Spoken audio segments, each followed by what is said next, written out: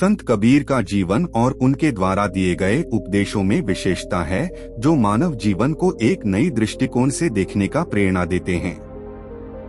उनकी बातें साधारणता और आत्मजागरूकता की दिशा में हैं, जो सिकंदर राजा और हर किसी को स्वस्थ और संतुलित जीवन की दिशा में मदद कर सकती हैं।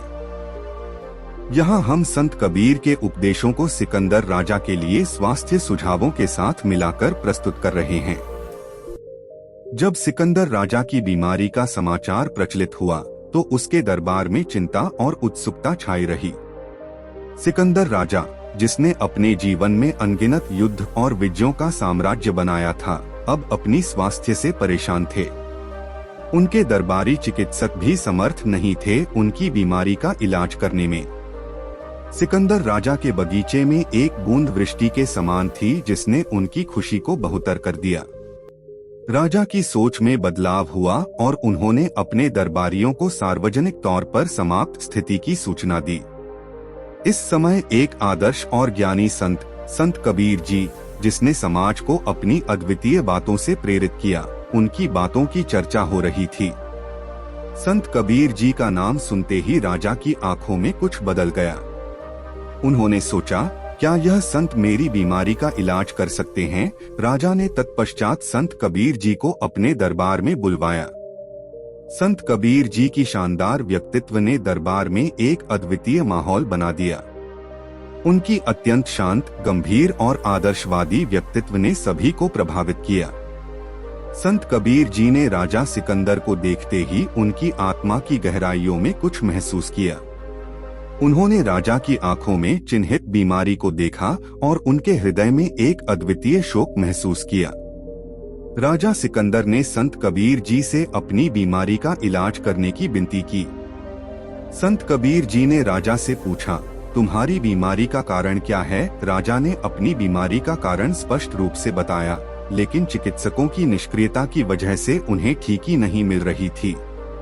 संत कबीर जी ने गहराई से सोचा और फिर राजा से कहा, राजा, तुम्हारी बीमारी का कारण तुम्हारे अधीनता और अहंकार में छुपा हुआ है। तुम जब से राजा बने हो तब से तुमने अपनी शक्ति और सत्ता का अहंकार करना शुरू कर दिया है। तुम्हारे दिल में हमेशा यह भावना है कि तुम सबके ऊपर उच्च हो और इस भ्रांति के कारण तुम्हें अपनी बीमारी हुई है। राजा ने संत कबीर जी की बातों को सुनकर हैरानी और आश्चर्य से उनकी ओर देखा। उन्होंने सोचा, क्या यह संत मेरे दिल की बातें पढ़ सकते हैं? राजा ने संत कबीर जी से और अधिक ज्ञान प्राप्त करने का निर्णय किया। संत कबीर जी ने राजा को योग और ध्यान की प्रक्रिया बताई और उन्हें उच्च आत्मा के साथ मिलकर एकाग्र होने का मार्ग प्रदान किया। उन्होंने राजा को आत्मा की महत्वपूर्णता के बारे में शिक्षा दी और उन्हें बताया कि अहंकार और अधीनता का त्याग करने से ही वास्तविक शांति और स्वास्थ्य प्राप्त हो सकता है। राजा ने संत कबीर जी की शिक्षाओं को गहराई से समझा और उनके मार्गदर्शन में आत्मा की ओर बढ़ने का निर्णय किया। उन्होंने प्रतिदिन योग और ध्यान का अभ्यास करना शुरू किया और अपने अधीनता और अहंकार को छोड़कर सच्चे धर्म की ओर बढ़ने का प्रयास किया। धीरे धीरे राजा की स्वास्थ्य स्थिति में सुधार हुआ। उनका दिल शांति और प्रेम से भर गया और उनका अच्छा स्वास्थ्य उन्हें विश्वास दिलाता रहा कि संत कबीर जी की शिक्षाएं सच्ची हैं। राजा ने अपनी बदलती आदतों और शैली में सुधार करते हुए ध्यान और साधना में समर्थ होने का संकल्प किया। एक दिन संत कबीर जी ने राजा से कहा, राजा, तुमने अपने अधीनता और अहंकार का त्याग किया है और तुम्हारी आत्मा ने शांति का अनुभव किया है।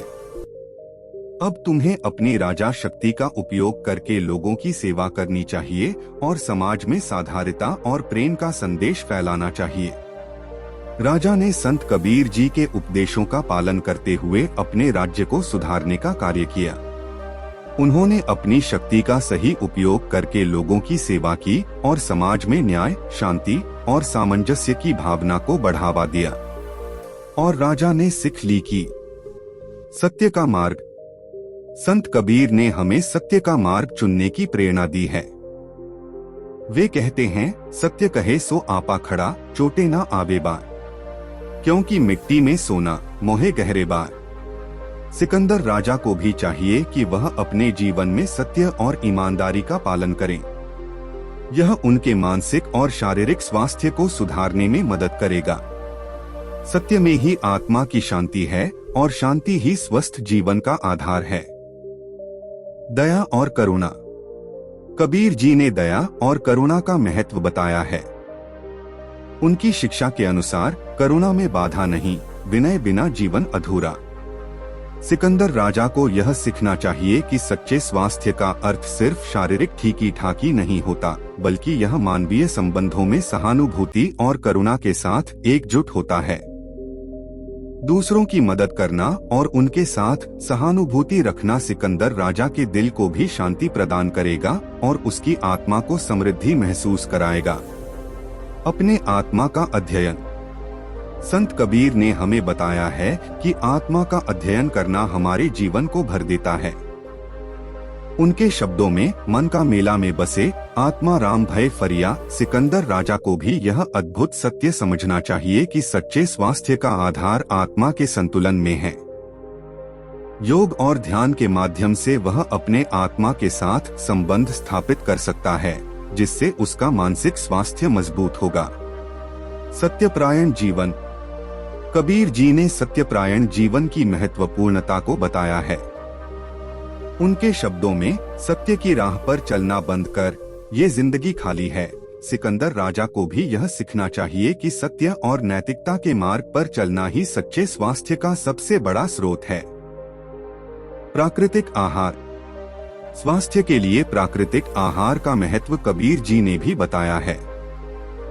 उनके शब्दों में खाना तो सोम होय, जीवन यह सरिता। सिकंदर राजा को यह सीखना चाहिए कि प्राकृतिक और स्वस्थ आहार उसके शारीरिक स्वास्थ्य को बनाए रखने में मदद करेगा।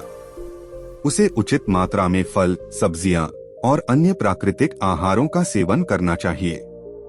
नियमित व्यायाम। संत कबीर ने जीवन को संतुलित बनाए रखने के लिए नियमित व्यायाम की महत्वपूर्णता पर भी बात की है। उनके उपदेशों में जो तिल मिल व्यायाम करे सो भला सुखी जीवे। सिकंदर राजा को भी यह जागरूकता होनी चाहिए कि नियमित व्यायाम से उसका शारीरिक स्वास्थ्य मजबूत रहेगा और मानसिक चुनौतियों का सामना करने में मदद मिलेगी। मानवीय संबंधों का महत्व। संत कबीर का उपदेश है कि मानवीय संबंधों का महत्व सबसे अधिक है। उनके शब्दों में पुत्र सकल भया, पुत्र ही नहीं कोई। सुरती ही असी कही, ब्रह्मचारी कहाए सोई। सिकंदर राजा को भी यह समझना चाहिए कि धन, सत्ता या यश के बावजूद मानवीय संबंधों का समर्थन करना उसके जीवन को सफल बनाए रखेगा।